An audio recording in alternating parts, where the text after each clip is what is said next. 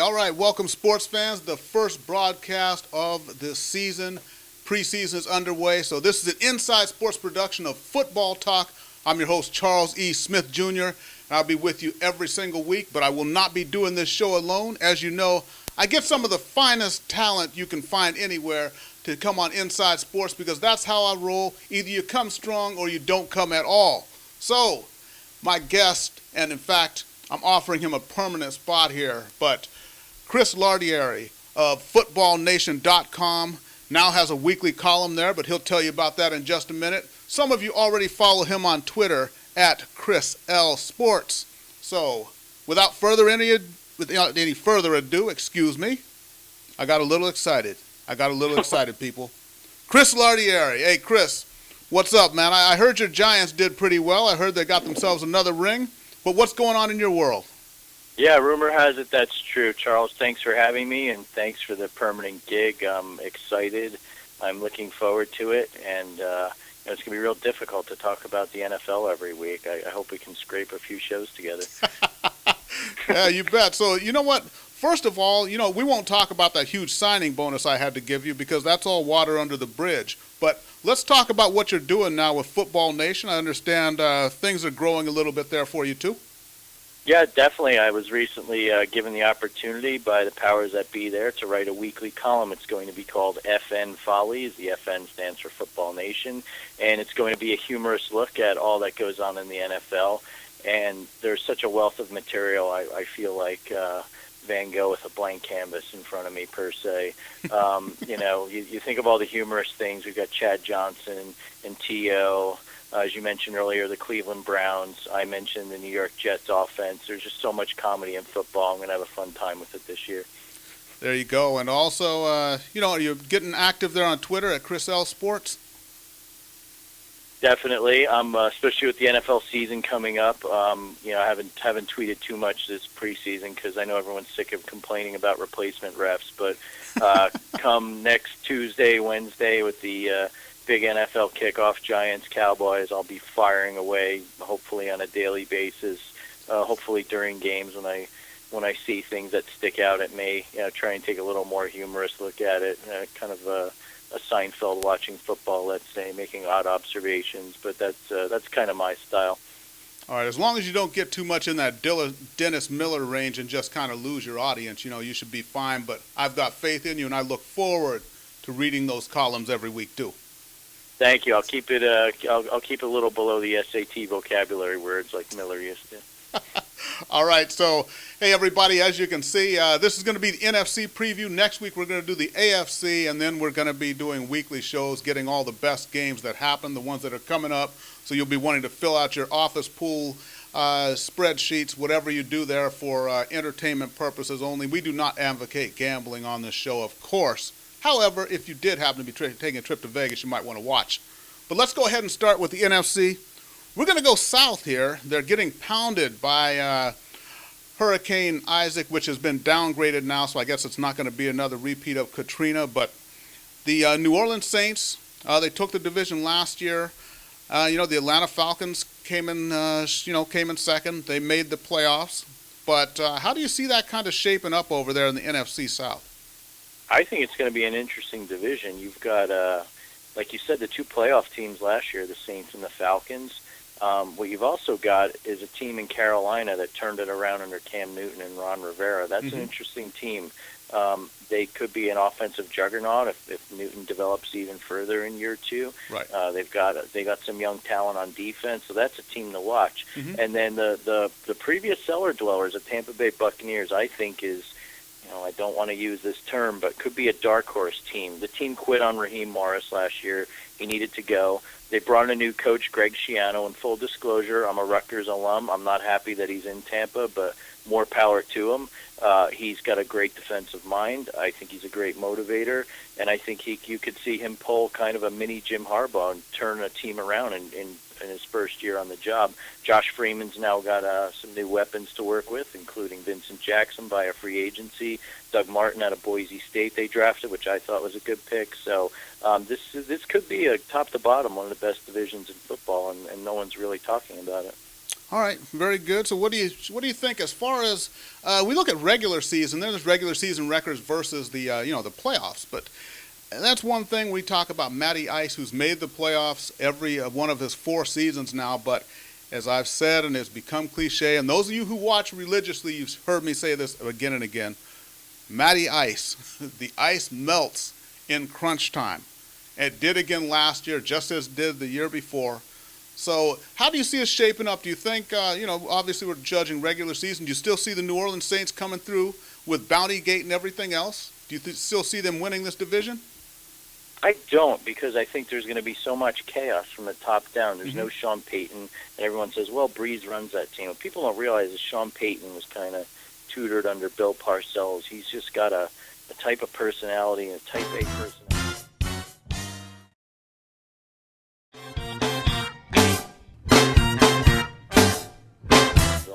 Some of the linebackers they brought in are already banged up, so I think that's going to be a problem right there. All things being equal, I think you got to watch out for the Falcons. They've got a lot of talent there. I think this is the year Julio Jones breaks out, and I think if anything, what you're going to see with Matt Ryan potentially is like what you saw with Eli Manning in New York. Couldn't get over the hump those first few years, and then by his 4th season, he's winning a Super Bowl title. Now, I'm not saying Ryan's going to do that, but these years of frustration might actually inspire him. Something may click. And that playoff loss to the Giants, even though it ended up being a blowout, for a while was a little closer than people realize, and some questionable 4th down calls by Coach Smith. Maybe that'll light a fire under them. But I think talent-wise, they've got a good team there in Atlanta, so Brian can turn things around, keep his head screwed on straight. They could be the front runners in that division. All right, so we'll see if it's going to be Matty Ice coming through, or will Drew Brees once again lead his troops to the top. I got to look at it, and I wouldn't be surprised, to go with you on this. I'm going to go ahead and say Atlanta because of the regular season, and them being a good regular season team, and the turmoil, like you say, in New Orleans. I could see Atlanta taking the division. I'm going to go with them. Carolina is a team I'm watching as well. Just to see what happens here with Newton now that all the defensive coordinators have a chance to study him in the offseason. But I like that too. I like Atlanta, and I like New Orleans. To just basically switch positions there, I still think New Orleans is going to be a playoff team, though.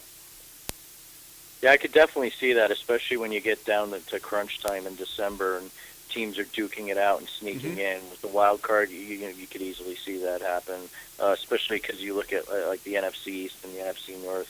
A lot of good teams there beat each other up, and you may get a quality team that's 8-8, 9-7 on the outside looking in come January.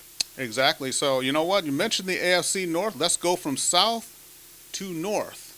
The Green Bay Packers, of course, leading that team, coming up with a great record, but coming up short against the mighty Giants in the playoffs. Detroit also made the playoffs, so Matt Stafford, the other Matty over there, Matt Stafford also, he's coming along, starting to develop a little bit. So what do you think, how about that division there? You got the Packers, you got the Lions, and then, hey, the Chicago Bears. Jay Cutler's doing okay there ever since he tapped out against the, in the playoffs a couple years ago. And then you got Minnesota kind of bringing up the rear. I think this is going to be another interesting division. Excluding Minnesota, those first 3 teams you mentioned are all very tough. I think the Packers are going to be pretty peeved with the way they didn't show up against the Giants in the playoffs. That can motivate them. The Lions have a lot of offensive firepower. Now, if they could keep a running back healthy, that's one of their big questions. Their defense is a weakness, besides the fact that, in any given month they seem to be getting arrested left and right, but that's another story for another time. The team that kind of intrigues me are the Bears. The Bears were playing well until Cutler got hurt last year. We know all about their defense. Cutler was kind of in year 2 adjusting to that system in the NFC North. They've gotten rid of the mad scientist Mike Martz there. They got a new coordinator in. Matt Forte's back. But what a lot of people have forgotten, kind of flew under the radar, is his old receiving buddy from Denver, Brandon Marshall's back. So that's a team right there I'd kind of consider another NFC dark horse. I could see them easily winning that division. I could see them sneaking in as a wild card and making a run like the Packers or even the Giants, even though it wasn't a wild card, but with a 9-7 record. All you got to do is get in January, and anything can happen. Exactly. Well, and the Bears are one of those teams, when you look at intriguing, honestly, I could see them one of a few ways. I could see them, possibly making a run, going maybe 12-4, something like that. I could also see them sneaking in as a wild card. I could also see them finishing maybe 7-9 or 8-8 and being out of the playoffs, looking at the division they're playing in. Yeah, they're pretty erratic. They've really, some of the experts really like them. Some are down on them, but I agree. There's a big risk reward there. A lot of it rests on the shoulders of Cutler, and A, will he stay healthy, and B, how will he perform? Well, yeah, and I think that one of the main things when you say Mike Martz being gone, I think that is a very good thing for Cutler, because Mike Martz, as we know, he has no problem getting his quarterback sacked, 9-10 times a game and still saying, hey, drop back and go deep every single time. Yeah, OCU Manura remembers that well. Exactly. So we need a final call here. I'm still going with, all the variables there. I still got to go with the known quantity here, and I still take Green Bay to take the division, and I like the Lions still coming on strong. And I'd see them finishing that way again, just as they did last season. Green Bay first and Detroit second there. Yeah, I'll go with you on that, except I'll say the Bears will finish second. The one thing the Packers did, another kind of below-the-radar move, they picked up Cedric Benson, and people say he's kind of a has-been. He's had some decent years, but they need some running back depth there, so it could be interesting to see how he helps them out in Green Bay, where they won't be relying on the pass all the time. All right, so we'll see. And then, do you see Detroit as a playoff team this year? I see they're one of those teams where they could either, kind of like you mentioned with the Bears, they could either explode or they could come back down to reality. And just given the history of the Lions, I tend to think they might come back down to reality. They're going to have a little bit more difficult schedule, and I'm not sold on their defense. That being said, I know a lot of Lions fans. I have a soft spot in my heart for them. I loved Billy Sims as a kid and Barry Sanders, and I want them to do well. Hopefully they will. All right, perfect. Wow, a lot of Lions fans. I got to talk to you off air. Yeah. I don't know They're where you loyal, found I'll that give you pocket that. of Lions fans. The few Michigan transplants, and then others who kind of just grew up loving Barry Sanders, believe it or not, who just stayed with their team. So I give these guys credit. They, it's almost like being, not quite as bad, but being a Browns fan. Yeah, that's true. I know a few of them, and the Packers still they have the best fans around. Almost, I'd say the Packers and the Steelers. We're not talking AFC. Just going off on a little bit of a tangent here, but Packer fans would say they're the best. But yeah, I got to give it up for Lions fans. And the Lions fans, I know, they are die-hard Lion fans. I don't know how it happened, really. But they say that's the same thing as me liking the Los Angeles Kings for all these years. Hey, it paid off. That's true. All right, so let's go ahead and move on over to, we could call this the, in your column, I guess you say this is the powerhouse division, the NFC West. Where powerhouse in italics are quotes, right? Exactly. So that's the San Francisco 49ers last year. They made it. It was a great run, as a matter of fact, until, of course, they ran into that stone wall known as the New York Giants, who were Super Bowl bound. Arizona Cardinals, Seattle Seahawks, St. Louis Rams. 8-8 will get you there, it seems like, yet again. I agree. And you know what? Everyone's hot to trot for the 49ers again this year. Harbaugh's a great coach. He's got Alex Smith back. They picked up some offensive weapons in the recently unretired Randy Moss, Super Bowl hero Mario Manningham, and Brandon Jacobs from the Giants. But you know what? I have this feeling they're going to revert back to the mean. Their schedule is going to be pretty tough. And I'm just not sold on the receivers they picked up. I think Smith needs a few more weapons other than Vernon Davis. Jacobs, I think there's not much gas left in the tank there. Remains to be seen how Moss will do. Manningham's a good receiver, but let's face it, he was a number 3, number 2 at best with the Giants. So I think the combination of that and teams kind of knowing what to expect from Alex Smith, and kind of like what the Giants did in the NFC Championship, let's dare him to beat us, which he couldn't. Right, and that was one thing that I saw in that NFC Championship games was I saw Alex Smith reach the point where, really the offense had just kind of capitulated, for lack of a better word. And once it got late in the game, you could tell he was just basically finished. That football game was over for him. The throws were not crisp. He was throwing balls at the guy's feet, much like Donovan McNabb would do in a big game. But that's what I see with the Niners. And also, remember, Alex Smith had one good season. Any quarterback, anybody can have one good season.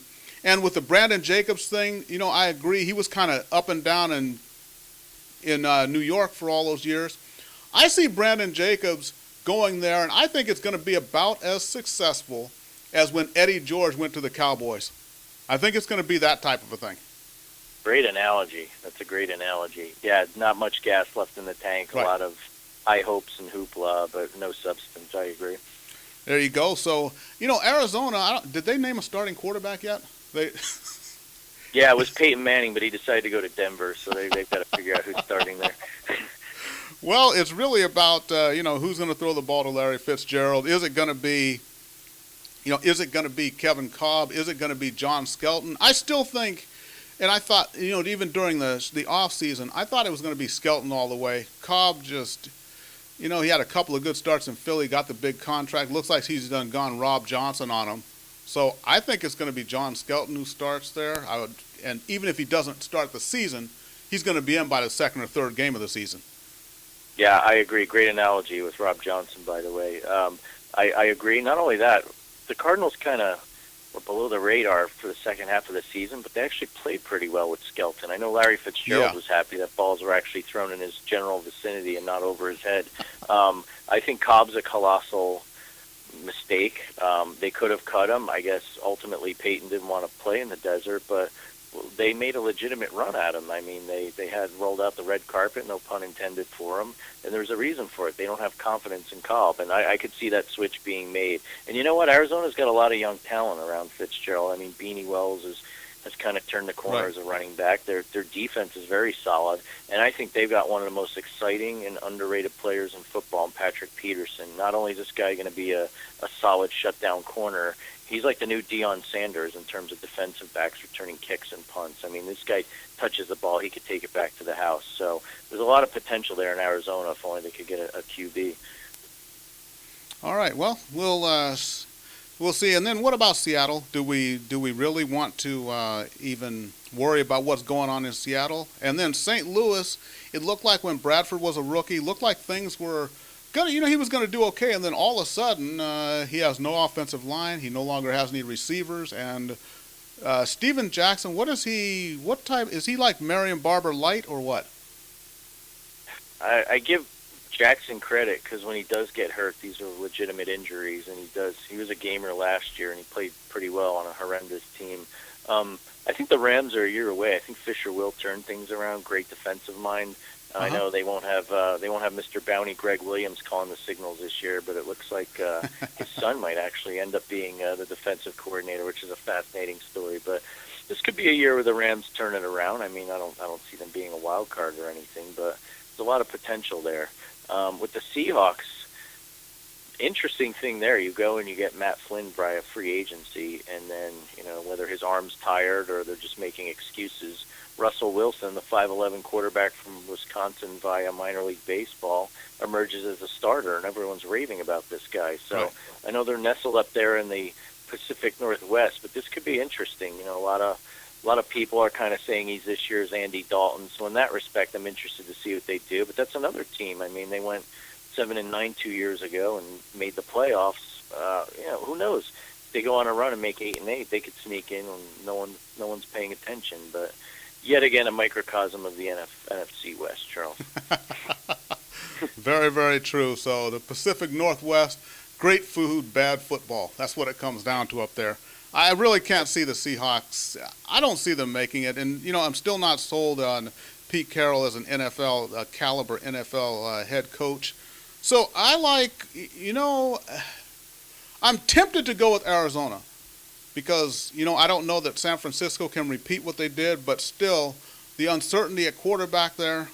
I'm going to have to go ahead with Frisco again to win the division. I don't think they'll have quite the season they had last year, but I do go with Frisco to win the division. We'll see what they can do as far as if that defense is as stout as it is. when maybe Alex Smith and the offense isn't on the field quite as much. Because if he regresses, then you're looking at that defense having to be on the field maybe 70% of the time. They're not going to be quite as stout as they were last year. Definitely, yeah. And you know what? If a gun to my head and I had to pick someone not named San Francisco, I'll pick Arizona. Let's just say Skelton gets in there and they got a defense that can win them some games, special teams, kick returns. You never know. Like I said, 8-8, 9-7. Stranger things have happened, but I think in terms of overall talent, they're probably the only other team that can somewhat go toe-to-toe with the Niners. Exactly, yeah. So we definitely agree it's a two-horse race over there in the NFC West. So, you know what? Let's go ahead over to, I know this is your favorite division. You've been waiting on this one for a while. The NFC East, where the Giants reign supreme, not just the division, not just the conference, but the best football team on the planet. Last season, that was Eli Manning and his New York Giants. Went on, qualified the last day of the season for the playoffs, and go on a terrific run, win the Super Bowl. Eli denies Tom Brady yet again. And the Giants were supreme. But people, again, they're getting on the Eagles bandwagon again this year. Some people are, what's Dallas going to do? What is Washington going to do with RG3 over there? Talk to me. All right. I have to pinch myself sometimes and just to realize what the Giants did last year. It was great. I enjoy it. But I am also a realist. And let's face it, they're not going to repeat as Super Bowl champions. And it's nothing against my beloved Giants. It's just statistically it doesn't happen anymore. The days of the 70 Steelers are over. That being said, I think it'll be between them and the Eagles in the division. Now, I know it's going to anger a lot of Cowboys fans out there, but ultimately with the Cowboys, your running back situation, I really like DeMarco Murray. Felix Jones is his backup. Will those guys stay healthy and pan out? Big question. Which Tony Romo shows up? Always a question. And for me, the question's still the defense. I know they brought in 2 corners, draft one, another via free agency, but a lot of guys are already banged up. DeMarcus Ware's pulled a hammy on offense. Witten's 50-50 for the opener against the Giants. So a lot of questions there. And with the Redskins, you know what? Yeah, RG3, a lot of hype there. A lot of people think he'll pan out. Some think he'll be better than Andrew Luck, which I don't. But year one rookie quarterback, you have to temper your expectations. So they're kind of in turnaround mode there in Washington. But as we saw, they beat the Giants twice last year, so you can't take a Mike Shanahan coach team lightly. So exactly, in the interest of having a bias towards a certain blue team plays in the Meadowlands, I'll just say it's a 2-horse race between Philadelphia and the Giants. All right, Philadelphia and the Giants, and I pretty much I tend to agree there as well. We're agreeing a lot here, and normally I'm a lot more controversial than this. Is this stuff really that easy to pick, or is there some big, huge surprise waiting that neither of us is seeing? Yeah, there is, and I don't know who it's going to be. I've got my few dark horses, so maybe one of them will win the division, and I'll say, see, I told you in August the Buccaneers are a dark horse, or the Bears, or whoever. But I think we just agree because great minds think alike, Charles. We're just two people kind of think outside the box, and we just happen to agree with each other. There we go. So I like that, too. As far as the Giants, I do like them to win the division. If they don't, it's going to be the Eagles. I don't think the Cowboys have it. The Cowboys, I look at it as an 8-8 team. But the Redskins, I like what RG3 is doing, and the reason why I like RG3 is everyone gets enamored with these running quarterbacks. But the thing I like about RG3 is he seems to keep his eyes downfield. And it's one thing to run for the sake of running like Michael Vick does when everybody knows now that all you have to do is flush him out to his right and he can't get his feet set to throw. But RG3 seems to be keeping his eyes downfield and looking for receivers. That's why I think if not this year, I think ultimately he has the potential, if he can develop that way, to be a legitimate threat at the position of quarterback and not just an ESPN highlight sideshow like Michael Vick is. Definitely. You know what I like about him? I remember watching the Baylor-Oklahoma game last year where he brought them back in the final seconds.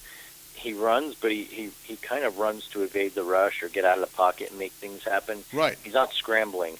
And I agree with you. He does have kind of that pocket presence, unlike a Michael Vick, who soon as the play breaks down, he's sprinting. And look, I think he's going to be good. I mean, the problem is I think Andrew Luck has a potential to be the next superstar quarterback. But, I mean, I think RG3 could definitely be a great NFL quarterback. Just the problem is what he's surrounded with in Washington right now. So once they stop trading all their draft picks away and overpaying for free agent wide receivers, I think he'll turn things around there inevitably. Well, I think, Santana Moss has to be a little bit excited there, having RG3 looking for him. So, and that's one of the teams, I think I wouldn't be terribly surprised if Washington made some kind of a run over there and wound up being a slightly better than 500 team. Definitely. I mean, they had zero quarterback play last year. No offense to Rex Grossman, but they had someone halfway decent there. Who knows? They could have been 7-9, 8-8. And I say that, and Rex Grossman beat the Giants twice, so I really should watch what I say. But I mean, over the remaining 14 games of the season, I mean, you know what? RG3's got to be an improvement. But yeah, they could be one of those teams who surprises you. Maybe they go 8-8. Maybe they go 9-7 thanks to the strength of schedule. So I wouldn't be terribly surprised. I put nothing past Shanahan. He gets a lot out of his teams. Well, something else odd was spotted both times that they beat the Giants, when Rex Grossman beat the Giants. And outside the stadium on that very same day, ironically enough, there was a blind squirrel with an acorn spotted outside each one of those games. So, strange things do happen.